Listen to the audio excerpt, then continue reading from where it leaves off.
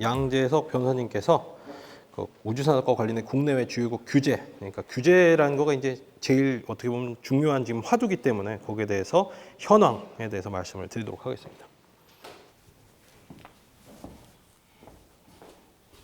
네, 안녕하세요. 네, 저는 법무법인 디라이트 양재석 변호사입니다. 저는 작년 10월에 디라이트에 합류를 했고요. 작년 10월에 디라이트에 합류하기 전에는 법무법인 태평양에서 이제 보험 해상 쪽 변호사로 10년 정도 활동을 했습니다. 그래서 다들 이제 물어보시는 게 국내 우주를 전문으로 하는 변호사가 있다는 것 자체가 놀라웠다라고 말씀을 하시고요. 어떻게 보험을 전문으로 하는 변호사가 우주 분야를 하게 됐느냐라는 질문을 두 번째로 많이 하시더라고요. 네, 제가 이제 태평양에 입사했을 때부터 이제 이 우주라고 하는 이 분야가 제가 이제 관련된 규정을 통해서 설명을 드리겠지만 기본적으로는 보험을 베이스로 하고 있습니다. 그러니까 무슨 말이냐면 우주에서 어떤 사고가 발생을 했을 때 그 손해의 대부분은 다 보험으로 커버를 하고 그 보험을 초과하는 나머지 손해를 사실 정부가 커버하는 형태로 각 국가별로 정책이 짜여져 있거든요. 그러다 보니까 우리나라에서도 이제 과거에 이제 지금도 마찬가지지만 위성을 이제 뭐 스페이스X나 아리안스페이스 같은 이제 해외 발사 업체를 통해 가지고 발사를 할 때 보험에 가입을 했고요. 보험에 가입을 하려면 사실 보험 전문가가 아니고서는 이 우주 보험이라고 하는 이제 이 독특한 분야를 이해할 수 없기 때문에 그래서 이제 보험 관련된 변호사로서 우주 관련 이제 산업에 자문을 하게 됐고 저는 이제 지난 11년 정도의 국내에서 항우연이나 아니면 ADD를 통해서 발사된 위성의 거의 대부분을 다 자문을 했다라고 보시면 될 것 같습니다. 네, 일단 그래서 제가 준비한 발표를 진행하도록 하겠습니다. 그 법률적 규제로 보게 되면 맨 처음에 이제 우주의 법률상의 정의, 어디까지를 우주로 볼 거냐가 중요하기 때문에 맨 처음에 이제 우주의 범위에 대해서 설명을 드릴 거고요. 그리고 우주라는 이 우주와 관련된 법 체계라는 게 각각의 나라에서 시작이 된 게 아니라 실제로는 연역적으로 보게 되면 러시아랑 미국이 우주에 사람을 먼저 보내겠다라고 하는 경쟁에서 시작이 됐거든요. 그래서 그 경쟁을 배경으로 한 국제 조약의 주요 내용, 그리고 이제 국내 규제 현황과 이제 해외 주요국들의 규제 현황을 이제 순차적으로 설명을 드리겠습니다. 이제 뒤쪽의 이야기를 좀 앞서서 앞에 이제 여러 연사분들이 공통적으로 이야기한 사항들이 있는데 일단 국내에 있어서의 우주 관련 규제 또한 미국의 규제랑 비교하면 굉장히 허술합니다. 실질적으로. 그리고 우주에 관련된 해외 주요국 중에서 뭐 프랑스 같은 이제 유럽 쪽에서의 우주 강국으로 하자면 사실 프랑스가 가장 강국에 해당하거든요. 영국보다 더 프랑스 쪽인데 프랑스에 있는 규제랑 비교했을 때도 우리나라의 규제 수준은 낮은 편. 그러니까 낮다라는 게 규제가 촘촘하지 않다라는 거죠. 규제가 촘촘하지 않고 우주 기업에 그렇게 친화적이지는 않은 상태라는 걸 먼저 말씀을 드리도록 하겠습니다. 우주는 이제 저희는 이제 통상 우주라고 하지만 외기권이라고 표현하는 게 좀 더 정확합니다. 그러니까 스페이스라는 건 공간을 가리키는데 공간 중에서 내기권, 뭐 대기권을 제외한 나머지를 이제 외기권이라고 표현을 해서 아우터 스페이스가 법률적으로는 좀 더 정확한 용어라고 할 수 있고요. 일단 지도상에 보여지는 좌측에 있는 빨간색 선은 영해선입니다. 영해라는 게 국가의 주권이 미치는 영역을 영토, 영해, 영봉이라고 표현을 합니다. 영토는 이 이제 토지 해수면을 기준으로 해서 그려진 선을 영토라고 하고요. 영토에서 기점을 기준으로 해서 12해리까지를 영해라고 표현을 합니다. 그래서 이 영토나 영해는 국가의 주권이 영향을 미치는 부분이기 때문에 타국이 이제 침해할 수 없는 그러한 고유한 영역이 해당하는 거고요. 그 영토와 영해의 위쪽 부분을 영공이라고 표현을 합니다. 그런데 우주의 경계선은 어디에서 시작되는 거냐면 어디까지가 영공이고 어디부터 우주냐가 이제 법률상의 중요한 의미를 가지게 되겠죠. 근데 왜냐하면 만약에 영공을 높이적 제한을 두지 않는다라고 하면 예를 들자면 우리나라의 영공 위를 달이 지나가게 되면 그 달은 우리나라의 주권에 영향을 미치는 지역이 되게 되잖아요. 그런 문제가 있기 때문에 이 우주라는 거를 정의를 할 때는 수직적 높이를 정의를 하는 게 중요한데 결론적으로 말씀드려서 수직적 높이에 대한 국제협약과 국내법의 규정은 없습니다.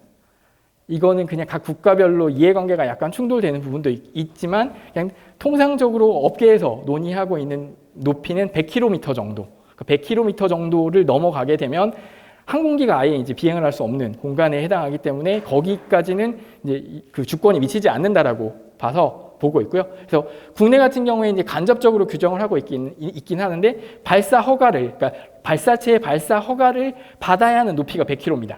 100km를 넘어가는 발사체에 대해서는 발사 허가를 받으면 되고요. 100km를 넘어가지 않는 부분에 대해서는 발사체에 대한 발사 허가를 받지 않아도 되는 거죠.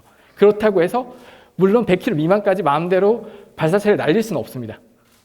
실질적으로는요.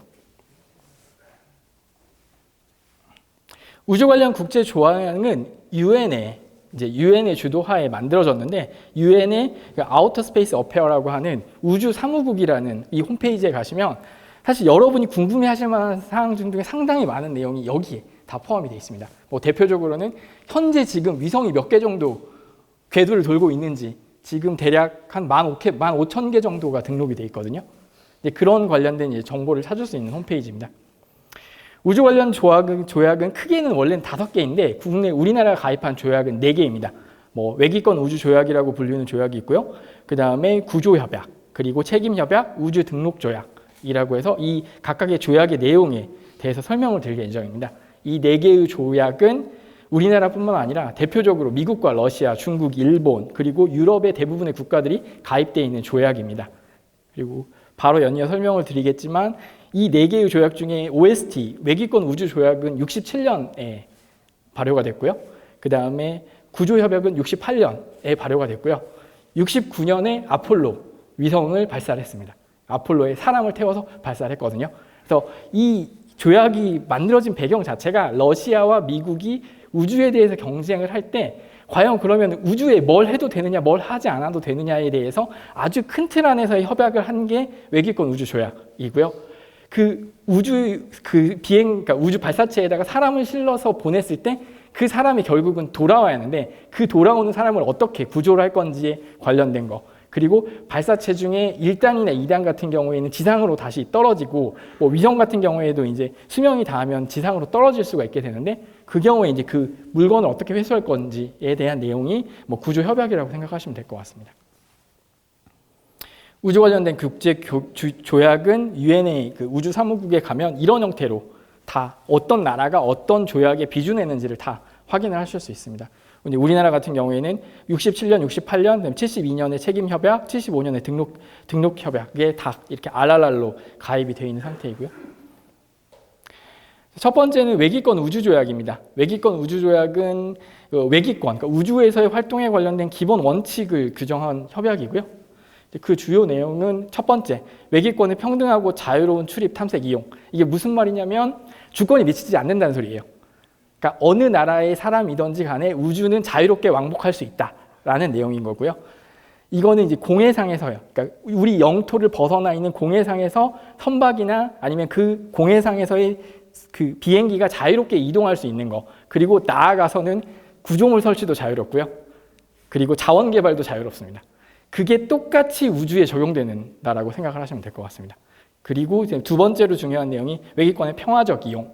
지금 영화에서는 사실 위성을 군사 무기로 활용하는 내용에 대해서 굉장히 많이 소재가 되는데 실제로는 위성 중에 군사적 목적으로 쏘아 올려진 거야. 군사적 목적이라는 게 그러니까 군사용 감시 목적이 아니라 그냥 위성 자체를 무기로 사용하는 위성은 단 한 대도 발사되어 있지 않습니다.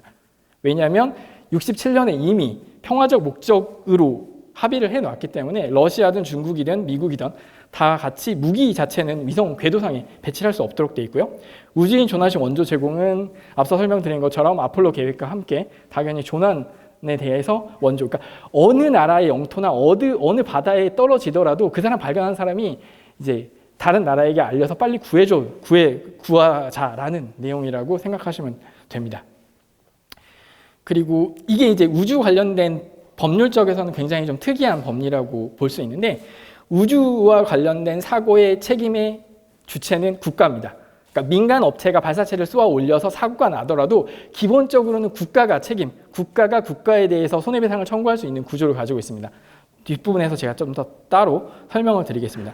그 다음 문장은 뭐냐면 우주 물체의 관할 이 부분인데 요거는 법리적으로 좀 어렵지만 쉽게 말하면 우주 물체가 국내의 영해든 영공이든 영토든 달이든 아니면 궤도상이든 어디에 위치해 있던지 간에 아니면 그거에 대한 통제권을 발사국이 잃었던 간에 원래의 소유자가 그 물건에 대한 소유권을 여전히 갖는다. 따라서 물체는 무조건 원소유자에게 돌려줘라 라는 내용이 이제 그 기본 원칙으로 들어가 있고요. 이것도 사실상 법리적으로 보게 되면 굉장히 특이한 법리입니다. 왜냐하면 소유권이라는 거는 기본적으로도 동산의 소유권이라고 하는 사실상의 지배라고 하는 점유에서 파생을 하는데 결국은 사실상의 통제권을 잃더라도 그건 원래 소유자에게 돌려줘야 한다는 기본 원칙을 적었다고 보시면 될 거고요. 그리고 제9조는 오염회피. 이거는 지금도 많이 문제가 되고 있죠. 궤도상의 쓰레기. 이 쓰레기의 문제라든가 아니면은 외부에서 자원을 가져왔을 때 그 자원이 과연 지구에게 과연 이로울 거냐에 대한 기본 원칙도 67년의 협약에 이미 다 반영이 되어 있습니다. 그리고 10조랑 11조부터 12조라는 거는 이제 우주 활동에 있어서의 협력 정도라고 생각하시면 될 것 같습니다. 구조협약은 뭐 두 가지입니다. 기존에 그 우주 비행사가 어느 나라의 영토나 영공이나 영해에 떨어지더라도 그거는 구조를 해서 자기 나라로 보내줘야 한다는 거. 그리고 1단 발사체나 2단 발사체 이런 형태로 지상으로 원래 떨어지게 예정되어 있는 발사체를 회수를 하면 그것도 원래 소유자에게 돌려줘야 한다는 내용입니다. 책임협약은 요건 좀 자세하게 설명을 드리려고 제가 좀 자세하게 적긴 했는데요. 우주와 관련된 손해에 대한 배상 책임은 대기권 내에서 발생을 했는지 외기권에서 발생했는지 그러니까 사고가 어디에서 발생했는지에 따라서 그 규율하는 법리가 조금 다릅니다. 심플하게 말하면 대기권 내, 지표면이나 항공기가 통행할 수 있는 대기권 내에서 발생한 사고에 대해서는 발사국이 무과실 책임을 지도록 되어 있고요.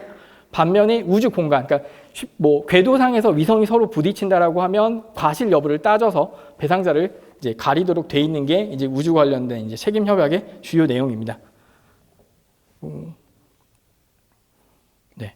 그리고 또 이 책임 협약이라는 게 국가 간 협약이기 때문에 기본적으로 어느 한 국가가 다른 국가, 그러니까 발사국과 피해국이 서로 국적이 다른 경우를 규율하는 법이고요. 국내에서 우리나라의 그래서는 안 되겠지만 예를 들어 우리나라의 발사 업체가 고흥에서 발사를 했는데 그로 인해서 국민이 피해를 입은 경우에는 이 책임 협약은 적용되지 않습니다. 좀 계속 특이한 부분들이 많은데 이거는 소송적인 절차는 아니고요. 외교적인 방법에 의한 절차이기 때문에 외교부를 통해서 원칙적으로는 협의가 이루어지고 만약에 이제 그 외교상의 협의가 안 되는 경우에 어떤 형태로 처리를 할 건지에 대한 조항들도 포함이 되어 있습니다. 우주손해 관련해서는 이 협약상에 그러니까 어느 한 발사국이 피해국에게 청구할 수 있는 청구권의 청구 기한, 소멸시효 또는 제척 기한이라 볼 수 있는데 이 부분은 굉장히 짧게 1년으로 설정이 되어 있고요. 네. 우주 등록 조항. 우주 등록 조항은 국내에 있는 법뿐만 아니라 이제 해외에 있는 모든 국가, 적어도 이 등록 협약에 가입한 모든 국가에서 공통적으로 적용되는 건데 이거는 우주 물체, 가장 심플하게는 이제 인공위성이죠. 인공위성에 대해서 등록을 하라는 이야기입니다. 원칙적으로는 발사국에서 그러니까 위성을 소유한 나라에서 그 나라에 등록을 하면 되고요. 그 나라에서는 유엔에 그 등록된 사실을 통지를 해가지고 결국은 유엔에 있는 우주사무국을 통해서 전체의 위성 등록 정보를 확인할 수 있습니다. 다만 그리고 이 유엔의 우주사무국에 있는 홈페이지에 가시면 사실 지금 궤도상에 떠돌아다니는 모든 위성의 정보를 확인하실 수 있는데 모든 게 다 유엔을 통해 갖고 정식적으로 등록된 건 아니고요. 지금 제가 방금 조회해 봤을 때까지 대략 한 15,000개 정도가 등록이 돼 있고요. 그 중에서 물론 수명을 다해서 떨어지거나 아니면 지상으로 회수를 한 위성들도 있는데 그 중에 한 8,700개 정도가 미국 국적입니다. 그러니까 그만큼 우주 산업에서 미국이 차지하는 비중이 얼마나 크다는지를 볼 수 있고요. 거기 보시면 좀 들어가 보시면 특이할 만한 사항 중에 하나는 스타링크가 그렇게 많습니다. 지금 드리는 유엔 우주 업무 사무국의 홈페이지에 가시면 우주 물체 등록 현황을 쭉 확인하실 수 있어서 국내에 이제 우리나라에서 발사한 위성뿐만 아니라 이거는 제가 우리나라 걸 써놨죠. 최근에 KLPO 다누리를 통해서 이제 발사된 위성 관련된 이거는 그 더미 위성입니다. 더미 위성 관련된 정보가 있다는 걸 좀 샘플로 보여드린 거고요. 다음은 우주 관련 국내 규제 현황입니다. 이게 관련 법이 3개가 있고요. 국내에서는 우주라는 명칭이 들어가 있는 법이 3개이고 실질적으로 우주 산업에 적용되는 법은 3개보다는 더 많습니다. 그리고 이 우주 산업에서 규제의 측면에서 보게 되면 딱 2가지입니다. 하나는 방금 설명드린 위성을 등록해라 라는 거 하나랑요. 그 다음에 발사체를 발사할 때 100km 이상 쏘아 올릴 때 허가를 받아라. 이게 딱 규제의 전부입니다. 이거 외에 나머지 규제는 없습니다. 그러니까 규제가 그 우주 영역이라는 것 자체가 미국도 그렇고 프랑스도 그렇고 중국도 그렇지만 딱 등록과 허가 이 2가지를 제외한 나머지 규제는 사실상 없다라고 이해하시면 될 것 같고요. 이 부분이 우주 산업에 있어서는 개발에 있어서는 굉장히 좋은 부분이거든요. 좋은 부분. 왜냐하면 선박과 항공기와 우주를 비교를 하면요. 선박과 항공기에는 기본적으로 가망이라는 걸 요구합니다. 가망이라는 건 뭐냐면 이 선박이 안전하다는 걸 법적으로 보장하라는 게 가망인데 이 항공기와 선박에는 가망 능력을 요구를 하는 반면에 우주와 관련해서는 가망 능력을 요구를 하지 않습니다. 이 가망 능력을 요구하지 않는 것 자체가 이 우주 산업에 뛰어드는 기업 입장에서는 굉장히 이제 아무런 규제가 사실 없는 거죠. 발사 허가만 받으면 되고 등록만 하면 될 뿐 나머지 안전에 대한 기준이 전혀 없다라고 생각을 하시면 될 것 같고요. 2번째는 항법에 대한 규제가 없습니다. 항법에. 그러니까 우리나라로 자동차로 보면 도로교통법이 있고요. 선박과 같은 경우에도 선박 항해에 관련된 법률이 있고요. 항공기도 항공기 운항과 관련된 법률이 있거든요. 근데 우주의 발사체랑 위성 부분은 항법에 관련된 규제가 없습니다. 이 부분은 앞서 이제 박 대표님이 이야기하신 것처럼 미국에서 주도적으로 지금 항법에 관련된 거를 이제 만들려고 하고 있는 상태이고요. 점점 더 위성이 저궤도든 저궤도에 쏘아 올려지는 위성이 많으면 많을수록 위성 간의 충돌에 대한 문제가 발생할 수 있고 그 충돌의 문제가 발생을 하면 앞서 설명드린 유액 책임 협약처럼 과실 여부를 따져가지고 가해자가 소인 피해자를 이제 구분을 해야 하는 문제가 있기 때문에 결국은 항법 부분도 이제 추후에 이제 문제가 될 수는 있습니다. 우주개발진흥법의 내용을 개괄적으로 설명을 해드리면요. 일단 우리나라는 크게 우주개발진흥과 위성정보 활용이라고 하는 2가지로 나눠서 5년 동안의 중장기 계획과 1년짜리의 단기 계획을 매년, 그러니까 5년마다 또는 1년마다 만들어서 공개를 하고 있고요. 이 우주개발진흥, 위성정보 활용이랑 우주개발진흥이라는 게 뭐 쉽게 말씀드리면 위성정보 활용은 다운스트림에 좀 더 가깝고요. 그러니까 우주라는 걸 시간적으로 보게 되면 올드 스페이스랑 뉴 스페이스로 구분을 하거든요. 올드 스페이스는 시간적으로 정부 주도의 사업이라고 하면 뉴 스페이스는 민간 주도의 사업을 말하는 거고요. 업스트리밍은 위쪽으로 올린다는 의미에서 발사나 위성 시장을 말하는 거고 다운스트림은 위성에서 발생한 정보를 받아들이는 시장을 말하는데 여기서 말하는 우주개발진흥 기본계획은 주로 업스트림 시장 을 초점을 맞춘 계획이라고 하면 위성정보 활용 계획은 이제 반대로 다운스트림을 중심적인 계획이라고 생각을 하시면 될 것 같습니다. 국내 현재까지의 우주 관련된 주요 기관은 국가우주위원회가 가장 큰 기관이고요. 그러니까 과기정통부뿐만 아니라 그러니까 민간에 있는 위원분들을 모셔가지고 그 위에 나와 있는 2가지 정책을 심의하는 기관이라고 생각하시면 될 것 같습니다. 그리고 국내에 있어서 위성이나 발사의 책과 관련된 거의 모든 내용들을 다 심사하는 기관이라고 생각하시면 될 것 같고요. 국내 우주개발 전문 기관은 한국항공우주연구원이 지금 현재 단독으로 지정이 되어 있는 상태입니다. 우주개발진흥법에는 우주 물체와 우주 발사체에 관련된 규율을 하고 있는데 처음부터 설명드린 것처럼 딱 2가지밖에 없습니다. 인공 우주 물체는 등록하라 라는 거고요. 발사체는 허가를 받아라. 딱 이 2가지밖에 없습니다. 그리고 우주 발사체와 관련해서는 이제 손해배상 책임, 그러니까 유엔에 있어서의 책임 협약에 해당하는 국내 법이 따로 있는데 그거는 이제 다른 법률로 위임을 해놓은 상태일 거고요. 그다음에 우주 비행사의 구조, 우주 물체의 반환, 전부 다 협약의 내용들이죠. 그렇고요.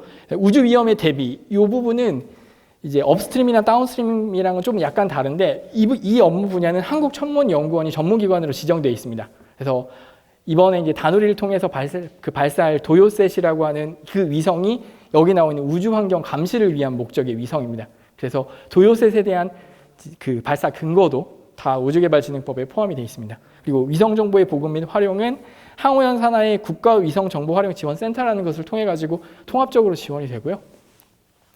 그래서 우리나라 같은 경우에는 이 이제 그 국가위성정보활용지원센터가 운영하는 그 홈페이지에 가시면 국내에서 그 발사 쏘아 올리는 위성이 수신하는 정보를 다 보실 수 있어요.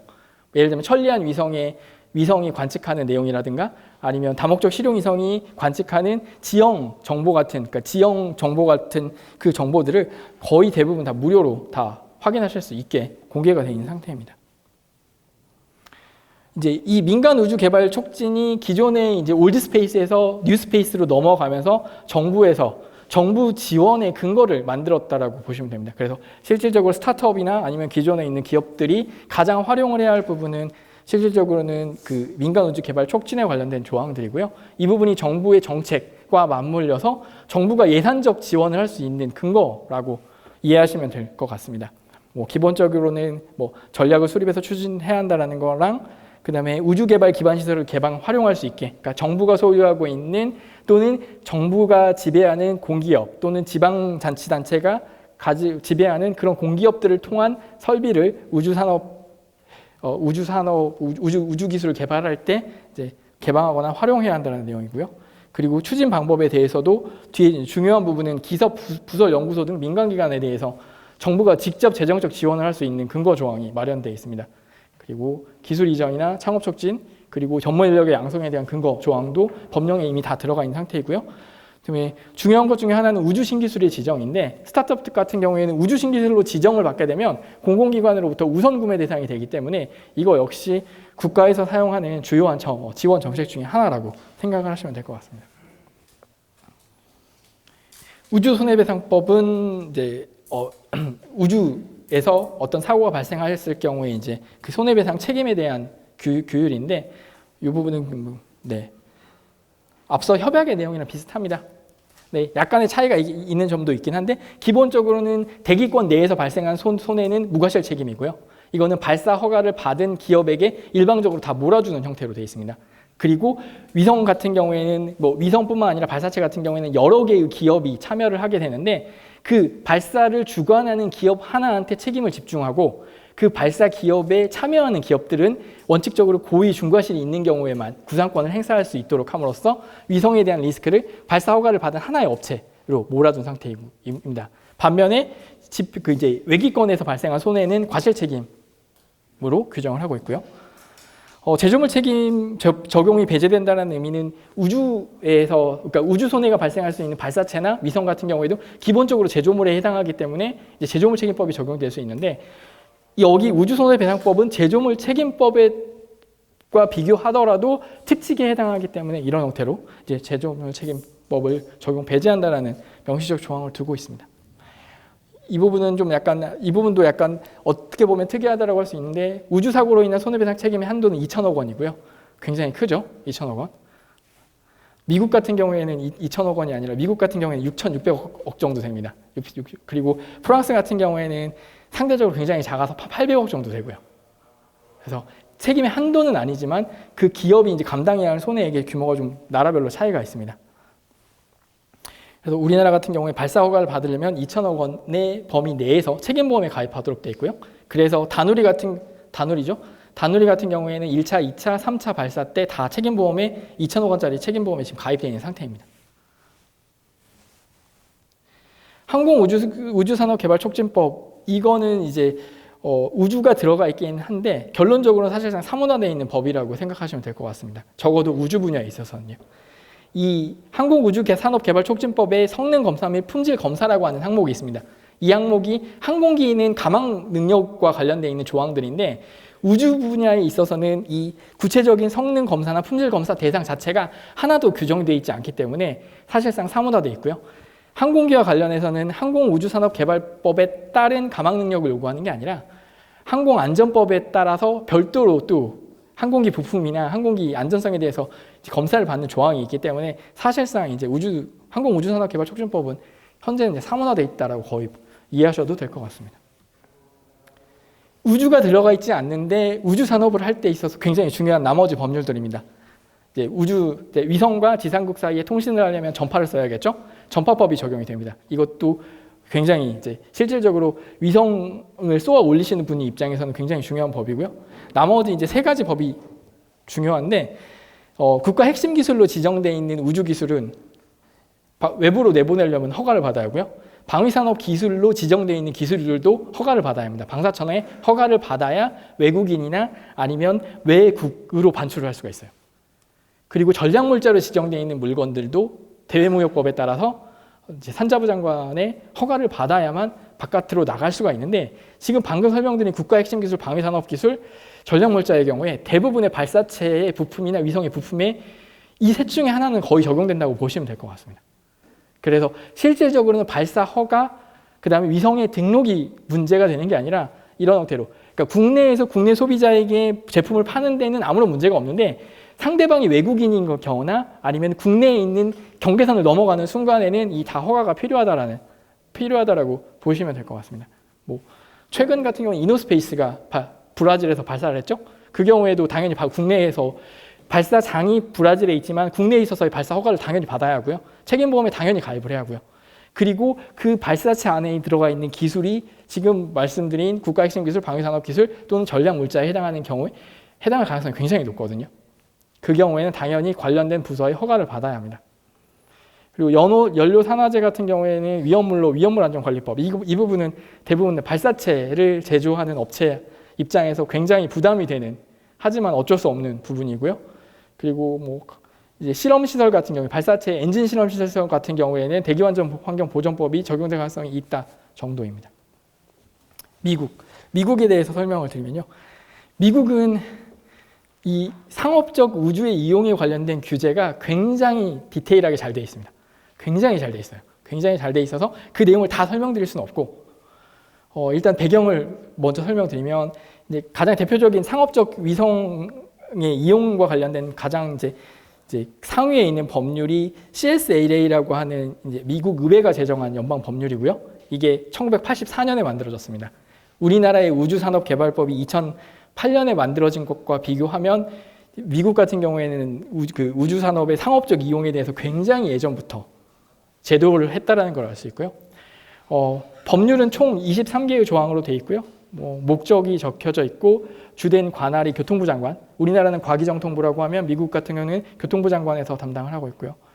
그리고 이 조항 51번째 조항이 뭐냐면 그 긴급한 국가적 목적에 의한 발사 순서 변경인데, 그러니까 미국 같은 경우에는 민간 상업, 그러니까 민간 위성을 통해 가지고 군사 위성도 쏘아 올리고, 아니면은 긴급한 목적에 의해서 그 물자 같은 거를 쏘아서 보내거든요. 그 경우에 이제 긴급한 국가적 목적이 인정되는 경우에는 발사 순서가 아예 바뀌게 됩니다. 그러니까 우리나라가 미국에 있는 스페이스X랑 발사 계약을 체결을 하더라도 우리나라가 원하는 기간에 딱 쏘아 올린다는 보장이 100% 없다는 사실 근거 규정이거든요. 그래서 실질적으로 이제 스페이스X와 같은 미국에 있는 발사 업체랑 이제 발사 계약에 대해서 협상을 하게 되면 절대 협상에서 벗어날 수 없는 이제 이런 내용들이 있습니다. 그리고 그 다음에 이제 요건 약간 특이한데, 우주물체를 이용한 광고 제한 조항이 있습니다. 이건 뭐냐면, 그러니까 나사의 우주복에다가 광고를 하지 말라는 내용이 아니고요. 뭐 테슬라에서 자동차를 궤도상으로 쏘아 올렸잖아요. 그런 거 하지 말라는 내용이 아니고, 그냥 우주에 있는 공간 자체를 광고판으로 사용하지 말라는 내용입니다. 그러니까 망원경을 사용하지 않고 볼 수 있는 내용의 광고물을 우주에다 게시하지 말라는 내용이라서, 이것은 좀 다른 나라의 법에서 찾아볼 수 없는 특이한 내용이고요. 미국에 있어서 발사에 대한 책임보험 가입을 하도록 되어 있습니다. 최대 500밀리언 달러, 그러니까 5억 달러인데 우리나라 돈은 6천억 원 정도짜리 보험에 가입해야 하고요.